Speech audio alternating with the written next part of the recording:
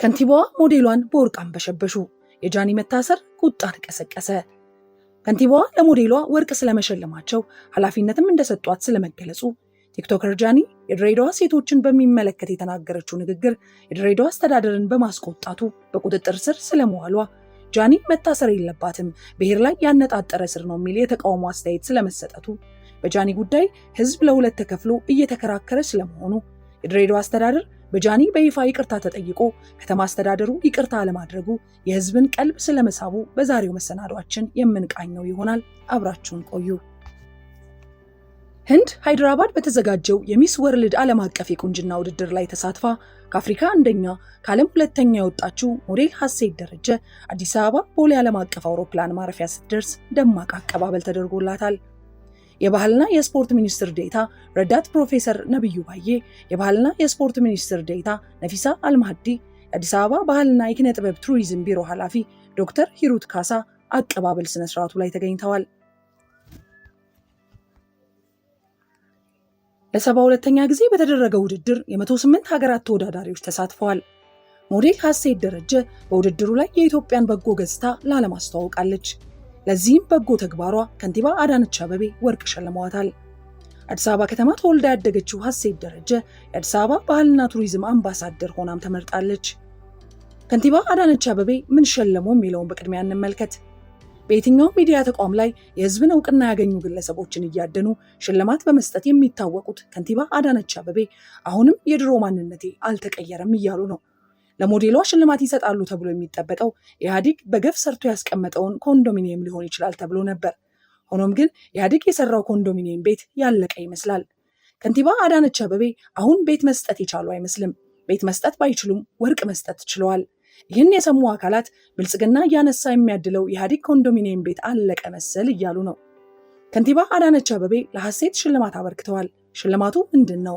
ሞዴል ሀሴት ደረጀ ምን አለች? ቀጥለን እንመለከተዋለን። በ72ኛው የዓለም አቀፍ የቁንጅና ውድድር ኢትዮጵያን ወክላ በማሸነፍ የሀገሪቱን ስም ከፍ ላደረገችው ለዓለም የቁንጅና ንግስት ሚስ ወርልድ ሀሴት ደረጀ ሽልማት አበርክተዋል። የሽልማት ስነስርዓትና የውይይት መድረክ። ይህ ሽልማት ሀገርና ጥበብ ለኢትዮጵያ ማንሰራራት በሚል መሪ ሀሳብ በተዘጋጀው ከተማ አቀፍ የኪነ ጥበብ ባለሙያዎች የውይይት መድረክ ላይ የተከናወነ ሲሆን ከንቲባዋ ኢትዮጵያ በሁሉም መስክ በዓለም አደባባይ አሸናፊ መሆን እንደምትችል የሀሴት ደረጀ ድል ማሳያ ነው ብለዋል። ከንቲባዋ አክለውም ሀሴት ውጫዊ ብቻ ሳይሆን በርካታ ውስጣዊ ውበትና ብቃት ያላት መሆኗን ገልጸው ለብዙ ወጣቶችና ህፃናት እንችላለን የሚል ተስፋና ምሳሌ መሆኗን አድንቀዋል። በመድረኩ ላይ ወይዘሮ አዳነች አቤቤ ሀሴት ደረጀ የአዲስ አበባ ቱሪዝምና የባህል አምባሳደር ሆና እንድታገለግል ኃላፊነት ሰጥተዋታል። የዓለም የቁንጅና ንግስት ሀሴት ደረጀም ለተደረገላት ሽልማትና ለተሰጣት ኃላፊነት ምስጋናዋን አቅርባለች። ኢትዮጵያ በዓለም የምታስተዋውቃቸው በርካታ ጸጋዎች ያሏት ሀገር መሆኗን የጠቀሰችው በሚስ ወርልድ የቁንጅና ውድድር ሁለተኛ የወጣችው ሀሴት ደረጀ አብዛኛው ዓለም የሰው ዘር እንዲሁም የቡና መገኛ ምድር መሆኗን እንኳን አያውቅም ብላለች። እንዴት ተስፋ ሳትቆርጥ በመስራቷ ህልማን ማሳካት እንደቻለችም አብራርታለች።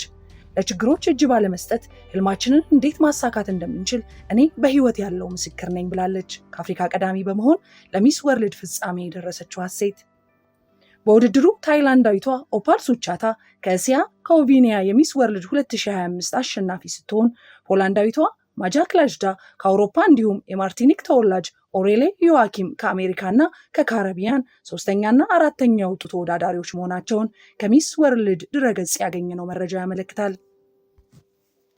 በዚህ ወቅትም ሀሴት በዓለም አቀፍ መድረክ ያሳየችው ብቃት ለበርካታ ወጣቶች አርአያ የሚሆን ነው ብለዋል። ሴቶች ራሳቸውን ከቻሉ ብዙ ነገር ይለውጣሉ የሚል እምነት እንዳላት ኢትዮጵያዊቷ የዓለም የቁንጅና ውድድር አሸናፊ ሀሴት ደረጀ ከኢቲቪ ጋር በነበራት ቆይታ ገልጻለች። ኢትዮጵያን ወክላ በዓለም የቁንጅና ውድድር በመሳተፍ ከዓለም ሁለተኛ ከአፍሪካ ደግሞ አንደኛ በመሆን የክብር ዘውድ የተዘፋችው ሀሴት የቁንጅና ውድድር ከሚታየው ውጫዊ ውበት በላይ ማህበራዊ ኃላፊነቱ እንደሚበልጥ ተናግራለች።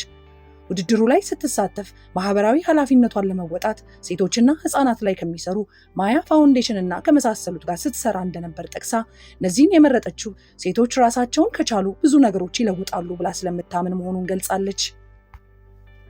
በውድድሩ ከ108 ሀገራት ተሳታፊዎች ጋር መፎካከሯን ያስታወሰችው ሀሴት በዚህ ሂደት ከሌሎች በርካታ ጠቃሚ ትምህርቶች ማግኘቷን ከኢቲቪ መዝናኛ ጋር በነበራት ቆይታ ተናግራለች። መድረኩ ከፉክክርም ባለፈ እህትማማችነትና መተባበር ጎልቶ የታየበት መሆኑን አውስታ ባገኘችው አጋጣሚ ሁሉ ሀገሯን በሚገባ ለማስተዋወቅ ጥረት ማድረጓን ተናግራለች። ኢትዮጵያና አፍሪካን በመወከል ታላቅ ዕድል እንደሆነ በምታገኛቸው መድረኮች ሁሉ ስለ ሀገሯና ስለ አህጉሯ የነበሩ የተዛቡ አመለካከቶችን የሚቀይሩ ስራዎችን እንደምትሰራም ገልጻለች። በሀገር ውስጥ ማህበራዊ ኃላፊነቷን በተሻለ ሁኔታ ከመወጣት ባሻገር ኢትዮጵያን ሊያስጠሩ የሚችሉ ተከታዮችን ለማፍራት እንደምትተጋም ቃል ገብታለች። አሳዛኙ የጃኒ ገብሩ እስርና የተቀጣጠለው ቁጣ። በቲክቶክ ስሟ ጃኒ ገብሩ በትክክለኛ ስሟ ስመኝ ገብሩ ተብላ የምትጠራው ቲክቶከር አሳዛኝ ገጠመኝ ገጥሟታል። ስመኝ ገብሩ ከዓመታት በፊት በላይቭ ስርጭት ላይ የድሬዳዋ ሴቶችን በሚመለከት በቀልድ መልክ ለጨዋታ ብላ የተናገረችው ንግግር ከፍተኛ ዋጋ የሚያስከፍል ሆኖባታል። የድሬዳዋ ፖሊስ በጥብቅ እፈልጋታለሁ በማለት ለአዲስ አበባ ፖሊስ እስከ መደወልም አድርሶታል። የድሬዳዋ ፖሊስ ጃኒን እፈልጋታለሁ ማለቱ ለውዝግብ ጋብዟል። ለውዝግብ የጋበዘው ደግሞ ጃኒ ጥፋቷን አምና በይፋ ይቅርታ ከጠየቀች በኋላ በቁጥጥር ስር መዋለው ነው።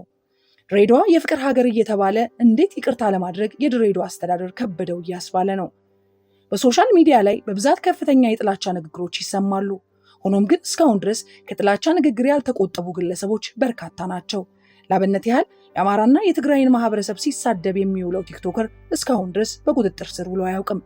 ነገር ግን ጃኒ ለቀልድ ያህል የተናገረችው ቁጣን ቀስቅሷል።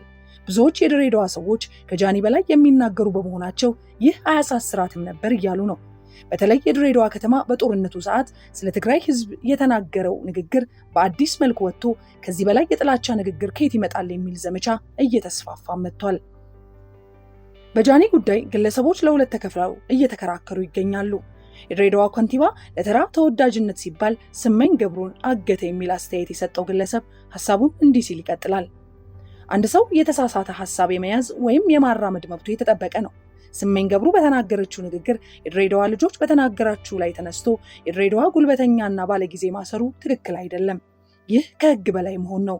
ሁለተኛ ስመኝ ገብሩ አጥፍታለች ከተባለ ጥፋቱን በፈጸመችበት አካባቢ የምትከሰሰው እንጂ አፍኖ ድሬዳዋ ድረስ መውሰድ ይህ ሕጋዊ ነው።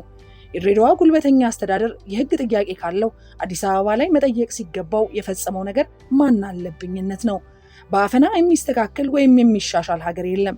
ስመኝ ገብሩ መታሰር የለባትም የሚለው ግለሰብ አስተያየት ነው። አንድ አስተያየት ሰጪ ደግሞ እንዲህ ሲል ሐሳቡን ሰጥቷል።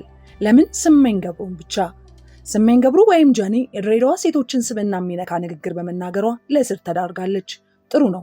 ነገር ግን ዘርን፣ ሃይማኖትንና ግለሰብን ሲሳደቡ የሚውሉ ተከታይ ለማግኘትና ትኩረት ለመሳብ ሲሉ ከኢትዮጵያውያን ባህልና ወግ ያፈነገጠ ጋጠወጥ ይዘት ያላቸውን ኮንቴንቶች የሚያሰራጩ በሀገር ውስጥም ሆነ ከሀገር ውጭ የሚኖሩ በርካታ ቲክቶከሮች አሉ።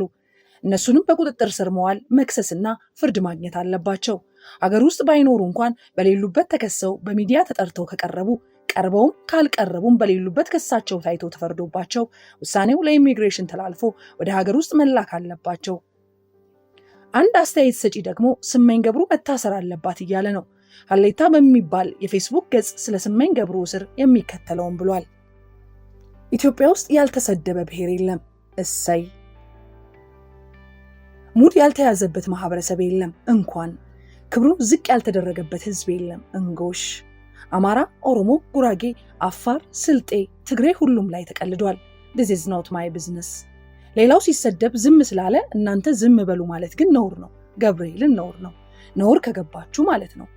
ፍቅርና ነገሮችን አቅልሎ ማየት አይምታታባችሁ። ይህ የክብር ጉዳይ ነው። የድሬዳዋ ሰው ቤቱን ከፍቶ የማያውቀውን ሰው ቤቱን አሳድሮ ያለውን አካፍሎ አብልቶ አዝናንቶ በፍቅር ይሸኛል። እውነት ነው። ፍቅሩን መዘባበቻ አድርጎ ክብሩን ለነካ ደግሞ እስከ ጥግ ሄዶ ራሱን ያስከብራል። ከላስ እናቶቻችን ሺቲ ይለብሳሉ። እናቴን ነው የሰደበችው። እኔ ሺቲ ይለብሳለሁ። እኔን ነው የሰደበችው። እህቶቼ ሺቲ ይለብሳሉ። ገና ታዳጊ የሆኑ ትናንሽ እህቶቼ ሺቲ ይለብሳሉ። እነሱ ላይ ለሚደርሰው የስነ ልቦና ጉዳትና ጾታዊ ትንኮሳ ተጠያቂው ማን ይሆን? አጀንዳ ተገኘ ተብሎ ሁሉም ነገር አይራገብም። የማይገባችሁና የማያገባችሁ ነገር ላይ ዝም ማለትን ልመዱ። ሀሌታ በሚል የፌስቡክ ገጽ ላይ የተሰጠ አስተያየት ነው። ስመኝ ገብሩ በሕግ ያስጠይቃታል ወይስ በይቅርታ የሚታለፍ ንግግር ነው የተናገረችው? ሐሳብ አስተያየታችሁን ስጡበት።